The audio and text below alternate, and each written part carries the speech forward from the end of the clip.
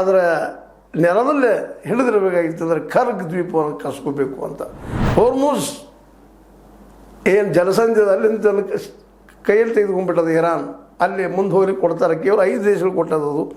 ಒಂದನೇದು ಚೀನಾ, ಎರಡನೇದು ರಷ್ಯಾ, ಮೂರನೇದು ಭಾರತ, ಆಮೇಲೆ ಇರಾಕ್ ಮತ್ತು ಪಾಕಿಸ್ತಾನ.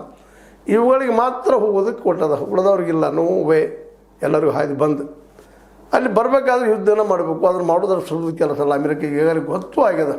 ಅದು ಏನು ಮಾಡೋದು, ಇದು ಅನಿವಾರ್ಯವಾಗಿ ಒಂದು ಹೇಳಿದರೆ ಈಗ ಸೋತು ಅವ್ರು ಹೇಳಿದಂಥ ಷರತ್ತುಗಳನ್ನು ಒಪ್ಪಿಕೊಂಡು ಅಲ್ಲಿ ಅರಬ್ ದೇಶಗಳನ್ನ ಬಿಟ್ಟು ಅಲ್ಲಿ ತಮ್ಮ ನೆಲೆಗಳನ್ನೆಲ್ಲ ತಕ್ಕೊಂಡು ತಮ್ಮ ದೇಶಕ್ಕೆ ವಾಪಸ್ ಹೋಗ್ಬೇಕು. ಇದು ಸಾಧ್ಯನಾ? ಅಮೆರಿಕೆಗೆ ಇದೊಂದು ಬಿಲ್ಕುಲ್ ಅಸಾಧ್ಯವಾದಂಥ ಕೆಲಸ. ಇವತ್ತು ಟ್ರಂಪ್ ಅವ್ರು ಯಾವ ಸ್ಥಿತಿ ತಂದಿರಿಸಿದಾರೆ ಅಂದರೆ ಅಮೆರಿಕನ್ಗಳನ್ನು ನೀವು ಯುದ್ಧ ಮಾಡಲೇಬೇಕು ಅನ್ನೋಂಥ ದುಸ್ಥಿತಿ ತಂದಿರಿಸಿದ್ದಾರೆ. ಇತಿಹಾಸದಲ್ಲೇ ಇಂಥ ಕೆಲಸವನ್ನು ಯಾವ ಅಧ್ಯಕ್ಷರು ಮಾಡೇ ಇಲ್ಲ. ಅಮೆರಿಕ ಅಧ್ಯಕ್ಷನು ಈ ಪ್ರಮಾಣದಲ್ಲೇ ಇಡೀ ಅಮೆರಿಕೆಯನ್ನು ಒಂದು ಪರೀಕ್ಷಾಕಾರಕ್ಕೆ ತಂದು ಒಡ್ಡುವಂಥ ಕೆಲಸ ಮಾಡಿಲ್ಲ.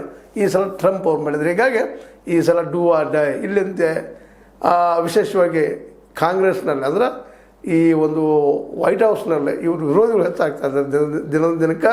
ರಿಪಬ್ಲಿಕನ್ ಪಾರ್ಟಿಗೆ ಇವ್ರ ಪಕ್ಷನೇ ಅದು, ಆ ಪಕ್ಷದ ಅನೇಕ ಸಂಸದರು ಸಹಿತ ಇವ್ರು ವಿರೋಧ ಮಾಡ್ತಾ ಇದ್ದಾರೆ.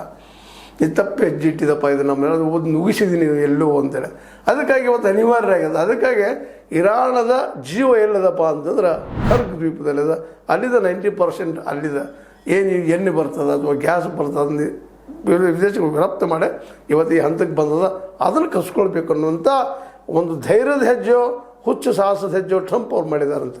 ಹೀಗಾಗಿ ಭೂ ಸೇನೆಯನ್ನು ಬಿಟ್ಟುಕೊಂಡು ಭೂ ಜಲ ವಾಯು ಎಲ್ಲ ಕಡೆಯಿಂದ ದಾಳಿ ಮಾಡಬೇಕು ಅನ್ನೋಂಥ ಒಂದು ಫೈನಲ್ ಡಿಸಿಷನ್ಗೆ ಬಂದಾರಂತ ಕಾಣ್ತದೆ.